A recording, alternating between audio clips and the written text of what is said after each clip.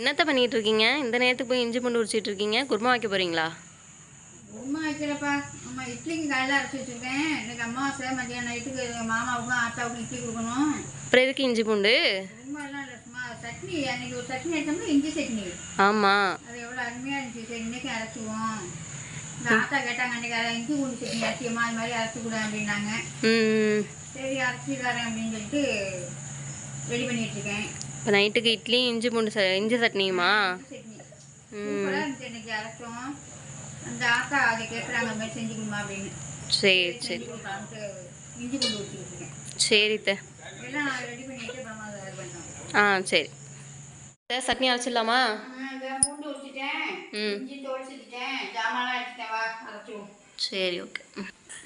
அடுப்பு பற்ற வச்சு சட்டி வச்சு இதுக்கு நல்லெண்ணெய் தாப்பா ஊற்றி செய்யணும். நல்லெண்ணெய் ஊற்றி செஞ்சால் தான் நல்லா இருக்கும். கோல்டு வினர் ஊற்றக்கூடாதா? கோல்டு வினர் வேணாம், நல்லெண்ணெய் ஊற்றிக்கணும். சரி. நல்லா உடம்புக்கும் நல்லா செரிமானம் கொடுக்கும். நம்ம இஞ்சி சட்னி வந்து நல்லா செரிமானம் கொடுக்கும். பூண்டும் நல்லது. ஜீரகம் சேர்க்குறோமா, ஜீரகமும் நல்லா செரிமானம் கொடுக்கும். அதனால் எல்லாம் சேர்த்து செஞ்சோம்னா நல்லா நைட்டில் சாப்பிட்றவங்களுக்கு வயசானவங்களுக்கெல்லாம் நல்லா செரிக்கும். அதனால தான் ஆத்தா கேட்குறாங்க. அன்றைக்கி செஞ்சு கொடுத்தா நல்லா இருந்துச்சுப்பா, செய்ப்பா. நல்லா சரி செய்வோம் அப்படின்ட்டு. நம்ம அன்றைக்கி பெரிய வீடியோவும் போடல. ஆமாம். அதனால் பெரிய வீடியோவாக போட்டு விட்டுடலாங்க. மாவும் காலையில் அரைச்சேனா இட்லி நல்லாயிருக்கும். இட்லிக்கு தான் இந்த மாதிரி சட்னியெல்லாம் அரைச்சா நல்லாயிருக்கும். ஃப்ரிட்ஜில் வச்சுருந்த மாவுக்கெல்லாம் அரைச்சோம்னா அது நல்லா இருக்காது. புது மாவாக இருக்கணும். காலையில் அரைச்சி நைட்டு சொல்லணும், இல்லை நைட்டு அரைச்சி காலையில் சொல்லணும். ஆமாம். அதுக்கு வந்து இந்த மாதிரி சட்னி அரைச்சோம்னா நல்லாயிருக்கும். நல்லா காரசாரமாக இருந்துச்சு இன்னைக்கு. அதே சொல்லிகிட்டு இருக்காங்க 2 நாளாக. நம்ம பொங்க வேலை பாத்திரத்தில் அரைச்சி கொடுக்கும். எண்ணெய் கஞ்சிச்சு நல்லா ஒரு 50 இன்ச்சு இருக்கும். இதை எடுத்து நல்லா தோல் செத்திட்டு கழுவி எடுத்துகிட்டு வச்சுருக்கேன். இதை போட்டு நல்லா இப்போ வதக்கிக்கலாம்.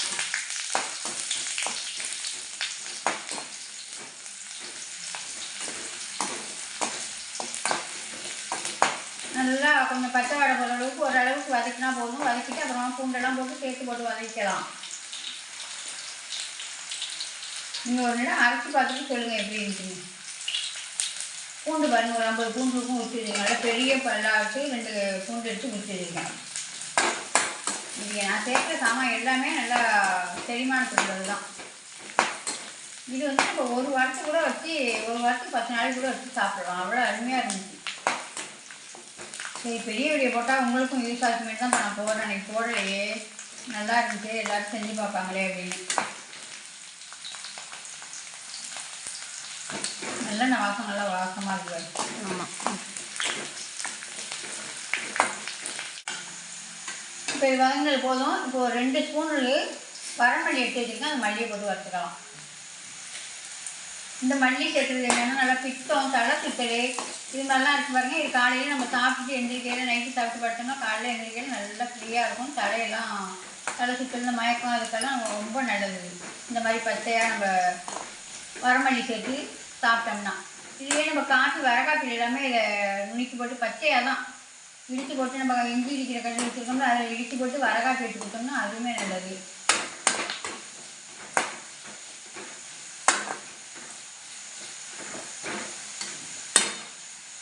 ஒரு ஸ்பூனு ஜீரகம் எடுத்துருக்கேன், அதையும் இதில் சேர்த்துருவேன்.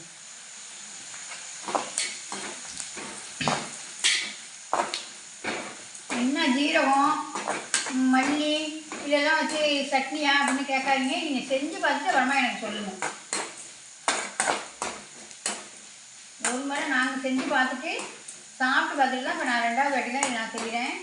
ஐயோ நல்லா இருக்கே, இது செஞ்சு காமிச்சு கிளம்பேன்னு தான் நான் செய்கிறேன். நீங்கள் செஞ்சு பார்த்துட்டு அப்புறமா சொல்லுங்கள்.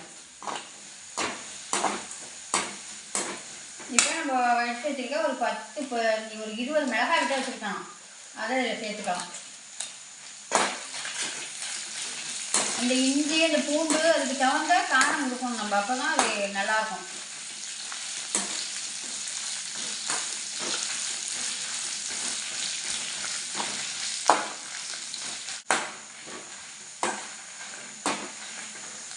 நம்ம எங்கேயாவது இந்த மாதிரி டூரு கோயில் இங்கே போகிறோம்ல, அந்த மாதிரி டைப்லாம் இந்த மாதிரி சட்னி அரைச்சி செஞ்சு எடுத்து போனீங்கன்னா வீணாக போகாது. வீணாக போகாமல் 2-3 நாளைக்கு கூட அப்படியே இருக்கும்.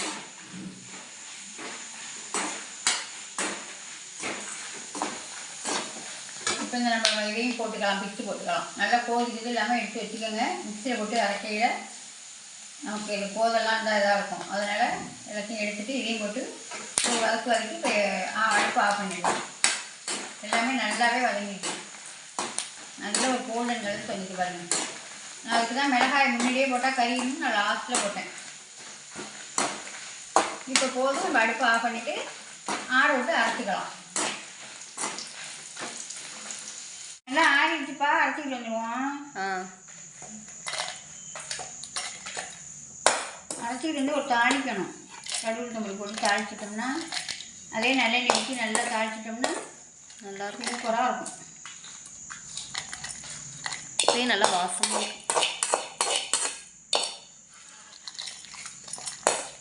இந்த அளவுக்கு நைஸாக அரைச்சிக்கிட்டு வந்துட்டேன். எல்லாம் வறுத்தது தானே, உங்களுக்கு மல்லி மிளகாய் எல்லாமே வறுத்தது தான். அழகாக நல்லா பட்டு போட அரைப்பட்டு போச்சு. இது எப்படியே இருக்கட்டும். அதுக்கு போட்டு தாளிப்பு கொடுத்துடலாம். அது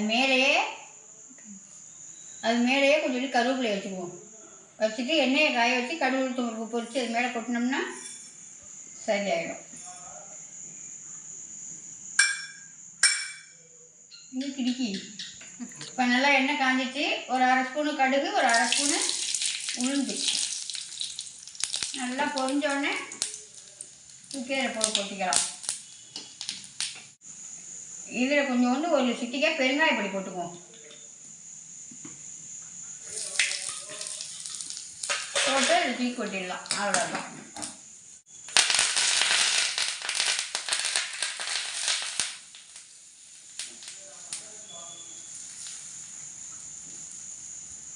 அவ்வளோதான், தாளிச்சாச்சு. சுட சுட இட்லியை ஊற்றி ஆத்தாட்டை வந்து கொடுத்துடலாம்.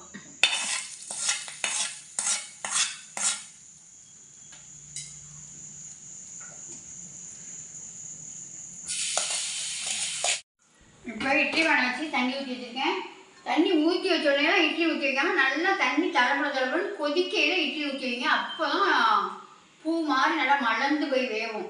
நம்ம தண்ணியை ஊற்றி வச்சு உடனே இப்போ உள்ள பிள்ளைங்க உடனே இட்லியை ஊற்றி வச்சுருவாங்க. அந்த மாதிரி ஊற்றி வச்சிங்கன்னா அது அடைஞ்சு போயிடும்.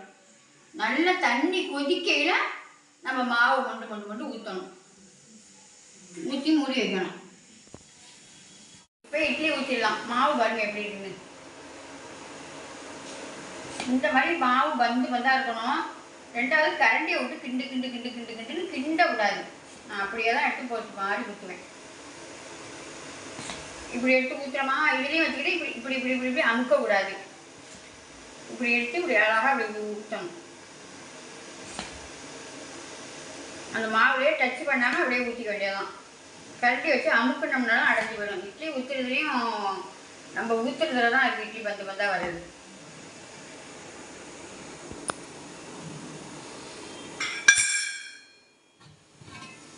இந்த மாதிரி தண்ணி கொதிக்கணும். இதில் ஊற்றி வச்சோம்னா டக்குன்னு அப்படியே மலர்ந்து வெந்து போயிடும். எதுவுமே எந்த வேலையாக இருந்தாலும் பார்த்து நல்லா பொறுமையாக செஞ்சோம்னா நல்லா தான் இருக்கும். தடப்புடன்னு செஞ்சோம்னா அது நல்லா இருக்காது. நான் எல்லாமே இட்லி மாவெல்லாம் அரைச்சேன்னா யார் அரைச்சாலும் எனக்கு பிடிக்காது. நான் மட்டும்தான் அரைப்பேன். அந்த இட்லி தான் பிடிக்கும்.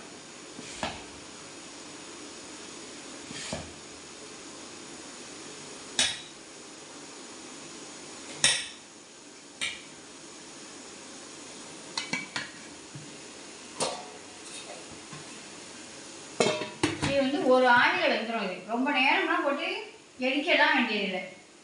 ஒரு ஆவியில் இட்லி வெந்துடும். ஒரு 2 நிமிஷம் தான் இட்லி வெந்துடும். அதுக்கு மேலே நீங்கள் ரொம்ப நேரம் பார்க்காம விட்டிங்கன்னாலும் இட்லி உக்காந்து போயிடும். டக்குன்னு 2 ஆவி வந்தோன்னா எடுத்தோம்னா இட்லி பூ மாதிரி வந்தா இருக்கும். இட்லி வெந்துச்சான்னு பார்க்கலாமா?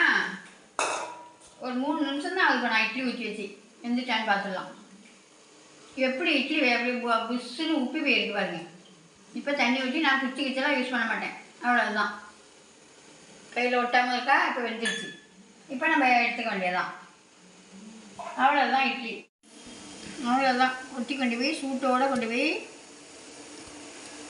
கொடுத்துட வேண்டியதான் அவங்களுக்கு சாப்பாடு. நைட்டு சாப்பாடு. அம்மா வசைக்கு நைட்டு இட்லி தான் சாப்பிடணும். தோசையெல்லாம் சாப்பிட மாட்டாங்க. புளிச்ச மாவும்பாங்க, பழைய மாவுன்னுவாங்க. புதுசாக அரைச்சி தான் அவங்களுக்கு கொடுக்கணும். இட்லி பாருங்கள் எப்படி இருக்குங்க. பந்து பந்தாக இருக்கா, ரேஷன் அரிசி தான் கடைசியில் இது. இப்போ அவங்கள்ட்ட கொண்டு கொடுத்துட்டு அவங்க என்ன சொல்கிறாங்கன்னு பார்த்துடலாம்.